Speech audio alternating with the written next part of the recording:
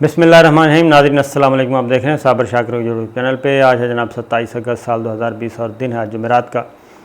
आज हम आपको ख़बरें देते हैं इंडिया के बारे में और भारत की फ़ौज के बारे में, और ये कश्मीर का जो अज़ाब है उन पे मुसल्लत हो रहा है।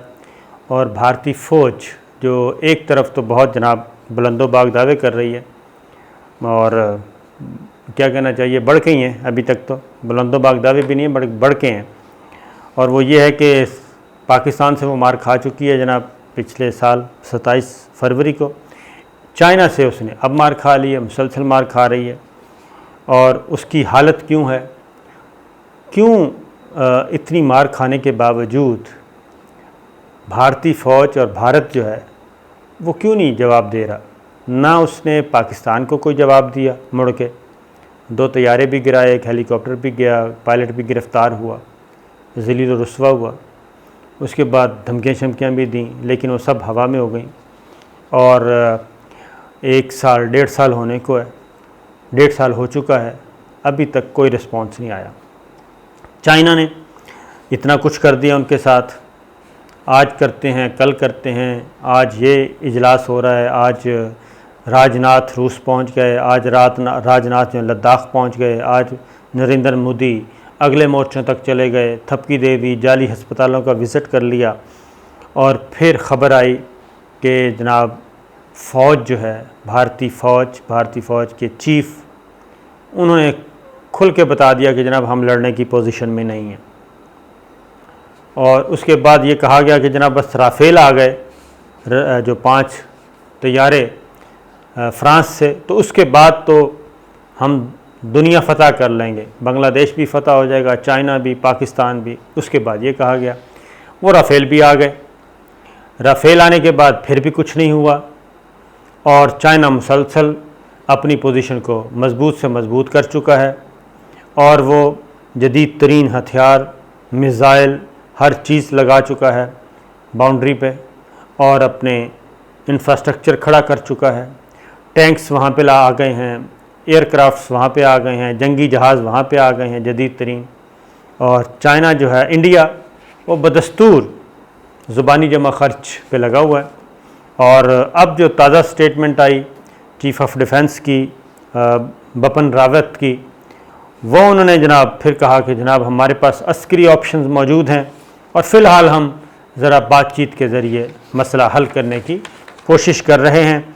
और उन्होंने कहा कि जनाब बस लद्दाख में चीनी फ़ौज के जो तजावुज़ात हैं अब वो ये मान चुके हैं। अब इस लेवल पे आके जब chief of defence staff Bipin Rawat ये कहे कि जनाब चीन के तजावुज़ात, तो चीनी फ़ौज के तजावुज़ात, तो इसका मतलब है उसने तस्लीम कर लिया है कि चीन कब्ज़ा कर चुका है, नई लाइन ऑफ एक्चुअल कंट्रोल का तयन कर चुका है। अब उस पर उन्होंने कहा जी कि अभी फ़ौजी मुज़ाकरात हो रहे हैं, सफ़ारती हो रहे हैं, लेकिन हकीकत में ऐसा है नहीं। दाखिली तौर पे इंडिया को जो सबसे बड़ा ख़तरा है वो ये है, और ये उनकी रिपोर्ट है जो दिल्ली सरकार के पास मौजूद है।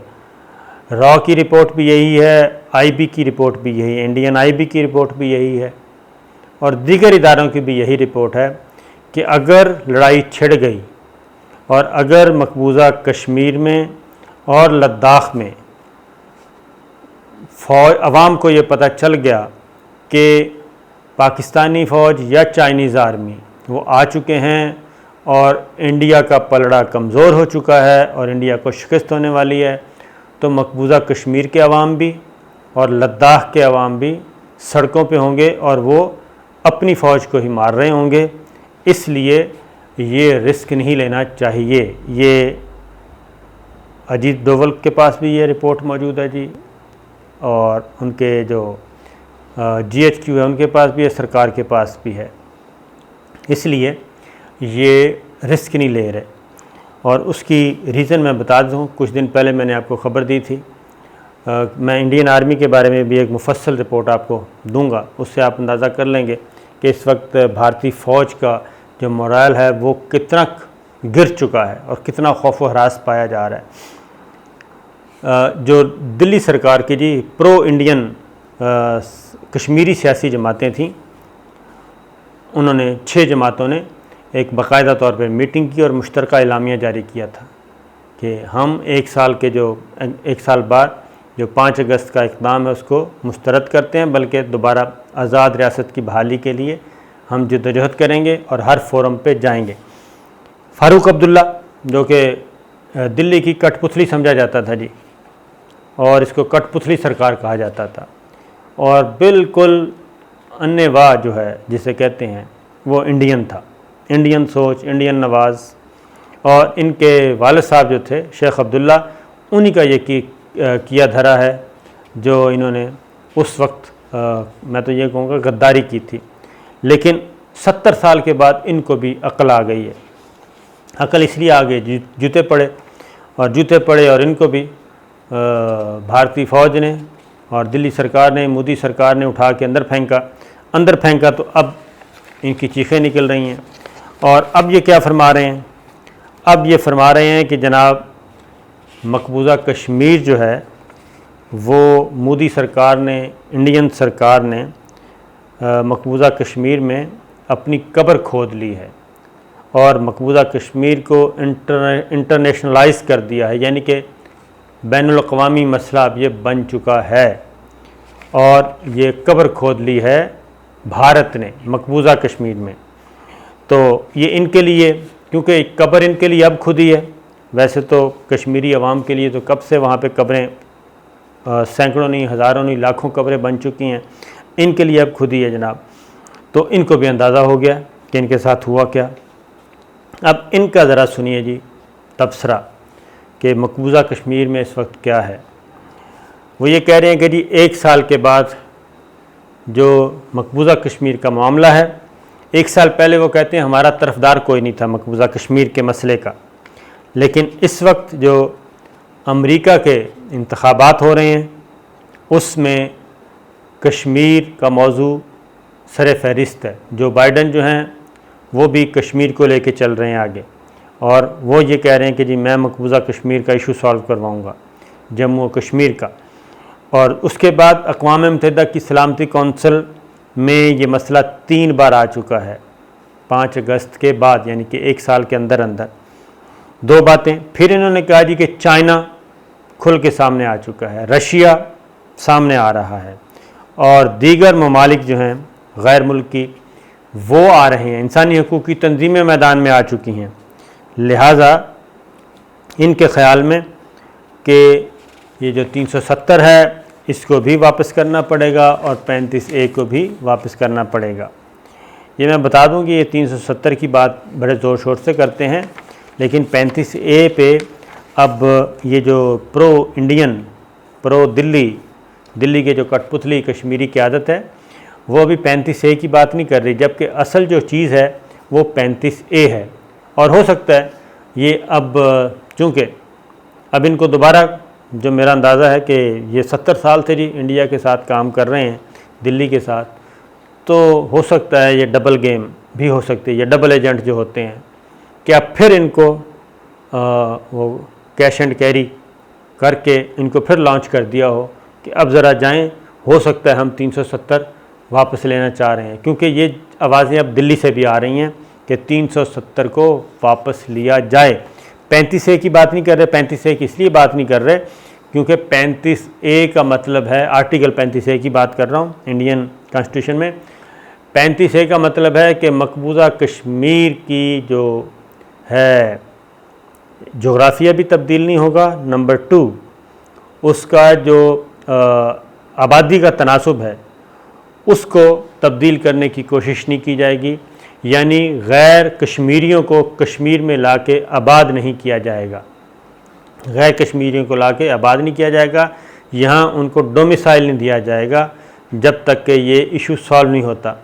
अब 35A की बात फ़ारूक अब्दुल्ला ने भी बहुत 370 की बात तो की है उन्होंने, 35A की बात ज़रा थोड़ा सा नीचे ले गए हैं, क्योंकि असल जो कश्मीरियों का मसला है वो 35A है, और उसकी रीज़न है कि प्लेबिसाइट होना है, इस्तिस्वाब राय होना है, रायशुमारी होनी है मकबूजा वादी में और आज़ाद जम्मू कश्मीर में, तो प्लानिंग ये है कि ये अगले 10 सालों में ये रेशो तब्दील करना है, ये तनासुब ख़त्म करना है, मुस्लिम अक्सरियत को मुस्लिम अक़लियत में तब्दील करना है, हिंदू अक्सरियत को बढ़ाना है, हिंदू आबादी को, तो वो डोमिसाइल भी दिए जा रहे हैं और आबादकारी का सिलसिला भी जारी है, बिल्कुल फ़लस्तीन और इज़राइल की तरह, जैसे यहूदियों को आबाद किया गया था और फ़लस्तीनियों को वहाँ से निकाल दिया गया था, जो कि अब वही दोबारा डिमांड आ चुकी है कि उनको दोबारा लाया जाए। 1.5 मिलियन उनकी जो हैं उस वक्त आबादकारी पनाह गुज़ीन जिनको कहा जाता है, रेफ्यूजीज़ कहा जाता है, फ़लस्तीन रेफ्यूजीज़।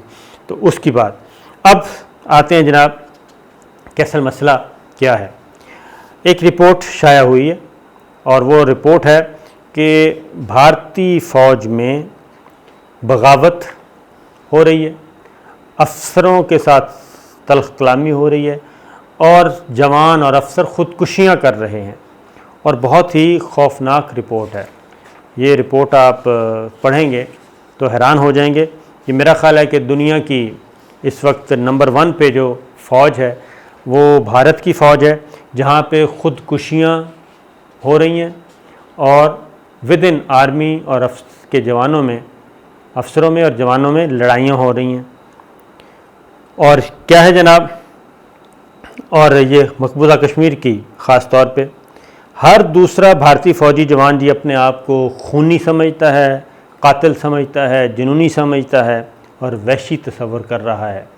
ये रिपोर्ट है जो भी फ़ौजी मकबूजा कश्मीर में, उसकी रीज़न क्या है, हर दूसरा पर, यानी कि इस वक्त कोई 15 लाख आर्मी है जी वहाँ पे मौजूद है, 10 लाख में से 5 लाख फ़ौजियों का ये एहसास है कि हम जो हैं वो जुल्म कर रहे हैं, यहाँ पे हम कातिल का रोल अदा कर रहे हैं, हम कोई वतन का दिफा नहीं कर रहे बल्कि लोगों को बेगुनाह लोगों को मार रहे हैं, इज़्ज़तें लूट रहे हैं, नीलाम कर रहे हैं या होता हुआ देख रहे हैं। तो ज़मीर तो हर इंसान के अंदर होता ही है। सूरत हाल यह है कि जी 15 लाख हिंदुस्तानी मुसल्लह फ़ौज है और सबसे ज़्यादा ख़ुदकुशियों की शरह इस वक्त भारत में है और भारत में हर 3 दिन के बाद जी एक भारतीय फ़ौजी जो है वो ख़ुदकुशी कर रहा है, हर 3 दिन में, यानी महीने में तकरीबन 10 लोग जो हैं वो ख़ुदकुशियाँ कर रहे हैं, 10 लोग और सालाना 365, 10 लोग और सालाना जो तकरीबन 120, जी हाँ 120 लोग, ये है हर 3 दिन के बाद एक। और ठोस इक़दामात की बावजूद ख़ुदकुशी नहीं रोकी जा रही। फिर यह जी 2010 से 2019 तक भारतीय फ़ौज में 897 ख़ुदकुशियाँ हुई, ये आप अंदाज़ा कर लें, 897 ख़ुदकुशियाँ हुई। बहरिया के 40 और इंडियन फ़िज़ाइया के 182 फ़ौजियों ने ख़ुदकुशियाँ की।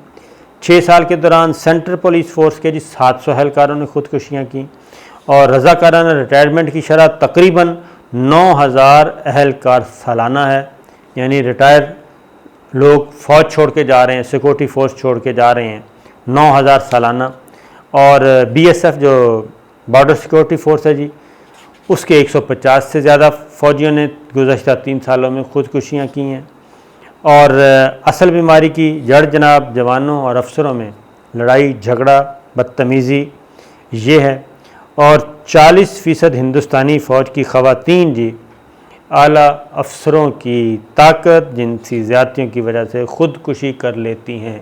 इससे घिनौना जुर्म कोई और हो नहीं सकता, घिनौनी साज़ी, यानी कि 40% हिंदुस्तानी फ़ौज की जो ख़वातीन हैं वो महज इस वजह से ख़ुदकुशी करती हैं कि ताकतवर जो फ़ौजी अफसर हैं वो इनको अपनी हवस का निशाना बनाते हैं।